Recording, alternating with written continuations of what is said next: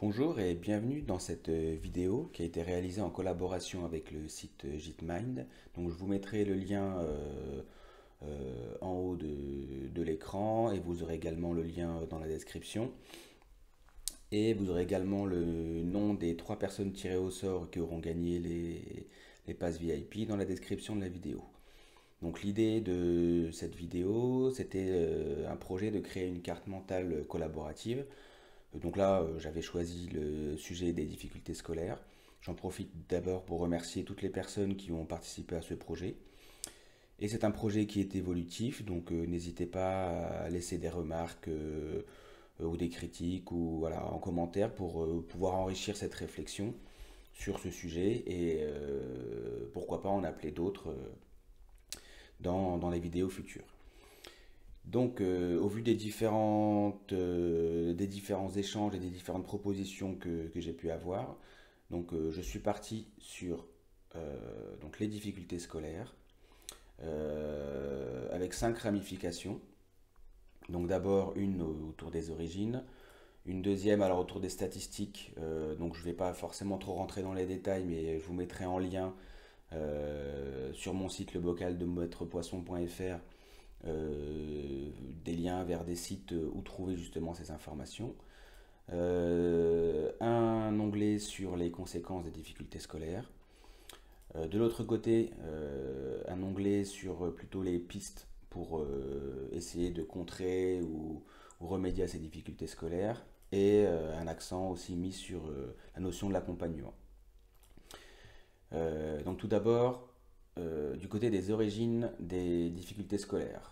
Alors les différentes ramifications que j'ai ajoutées ne sont pas du tout placées d'un point de vue hiérarchique, hein. Elles sont mises voilà, de manière aléatoire. Donc voilà, celle qui est en première n'est pas forcément la plus importante. À chacun ensuite de voir où il met le curseur. Donc au niveau des origines des difficultés scolaires, donc, vous m'avez proposé donc, les difficultés liées au domaine social, les origines des difficultés liées au handicap, donc après voilà, différentes formes de handicap, aux troubles, donc troubles de l'attention, de la concentration, troubles du comportement, divers et variés, la timidité, qui peut aussi être à l'origine de ces difficultés, et l'utilisation, on va dire, abusive ou trop importante des écrans. Au niveau des statistiques, donc je vous mettrai les liens comme je vous ai dit auparavant, donc pour voir un petit peu si la notion de difficulté scolaire est à peu près équivalente en France, donc en comparaison avec les autres pays. Donc ces difficultés scolaires, donc nous avons vu les origines, elles ont des conséquences. Donc elles peuvent également provoquer de la timidité, de la phobie scolaire. Donc là c'est vraiment la peur de venir en classe, la peur d'être avec les autres, la peur de se confronter aux difficultés, vraiment à l'espace scolaire. L'évitement, les conséquences, donc la perte de confiance en soi, une incompréhension sur ce qui est proposé, mais également les attentes réelles vis-à-vis des apprentissages.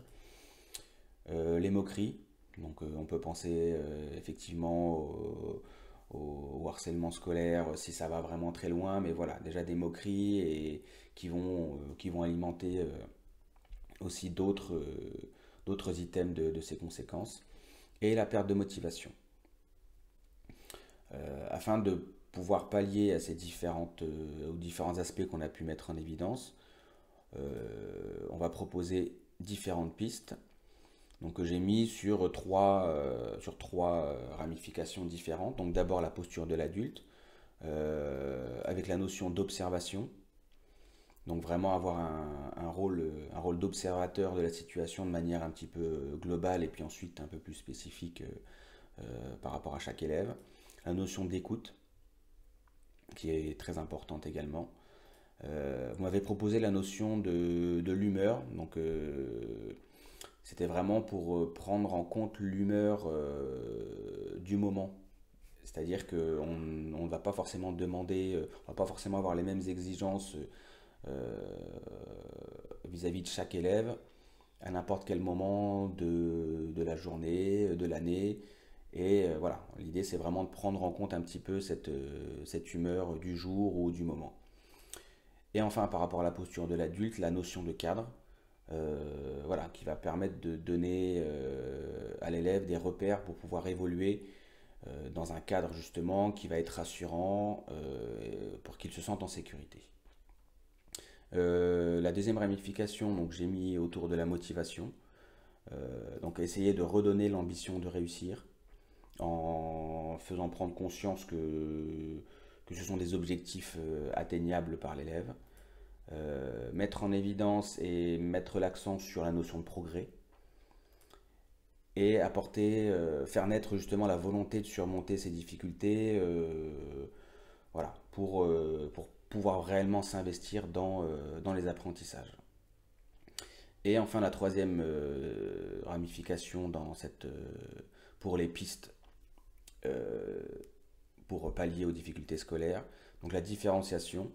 Donc vous m'aviez proposé donc la prise en compte effectivement des différentes intelligences, donc intelligences multiples, qu'on soit visuel, plutôt auditif, plutôt kinesthésique, voilà. L'idée c'est vraiment, alors c'est pas aussi simple que ça, mais l'idée c'est de l'avoir en tête et de pouvoir proposer des supports qui vont être adaptés à chacun et qui vont pouvoir parler au moins au plus grand nombre des élèves en fonction des différents supports qu'on va proposer. Proposer des aménagements au niveau du temps et de l'espace. Proposer des remédiations.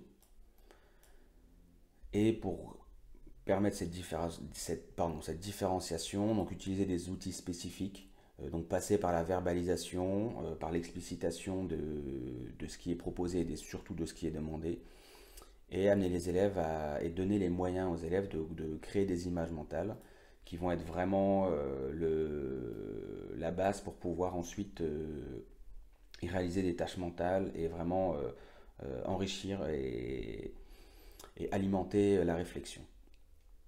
Donc toutes ces pistes sont envisageables effectivement par l'accompagnement. Donc l'accompagnement, comment est-ce qu'on peut le réaliser? Donc dans le cadre de l'école, on va forcément penser à l'enseignant, aux enseignants,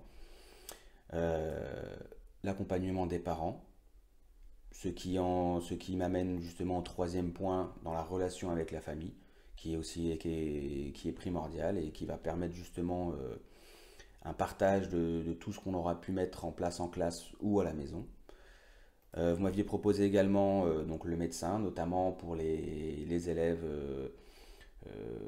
pour qui il y a un dossier MDPH, mais pas seulement, ceux qui ont également voilà, qui peuvent avoir des situations un peu compliquées à un instant T. L'intervention d'éducateurs quand cela est possible et quand dans la prise en charge globale des difficultés, elle est mise en place au sein de différents services qui peuvent exister. Et donc j'ai mis trois petits points parce que voilà, en fonction de chaque situation, l'accompagnement va être plus ou moins étayé et plus ou moins riche en fonction des besoins de chaque élève. Donc voilà ce que peut donner, ce que donne en tout cas au jour d'aujourd'hui la réflexion qu'on a pu mener donc avec toutes les propositions que les collègues, pas forcément collègues enseignants, mais voilà, tous ceux qui ont participé à la réalisation de cette carte mentale. Comme je disais en introduction, c'est une carte mentale qui est évolutive, donc voilà, n'hésitez pas vraiment à laisser des remarques en commentaire pour continuer à enrichir la réflexion sur le sujet. Si vous avez d'autres propositions ou d'autres envies de sujets à traiter, n'hésitez pas à me le communiquer également. Donc soit dans les commentaires, soit directement sur le site lebocaldemaîtrepoisson.fr. Donc voilà, moi j'ai pris vraiment beaucoup de plaisir à faire ce travail qui est pour moi je pense une des façons les plus simples d'aborder tous les sujets liés à l'éducation et en ayant des apports par des enseignants, par des parents, par des éducateurs pour que vraiment ce soit une réflexion en équipe éducative réellement pour que voilà, pour qu'on puisse tous avancer dans le même sens et partager les idées pour faire évoluer justement nos différentes représentations et finalement nos pratiques. Donc merci d'avoir suivi cette vidéo jusqu'au bout et à bientôt pour de nouvelles vidéos.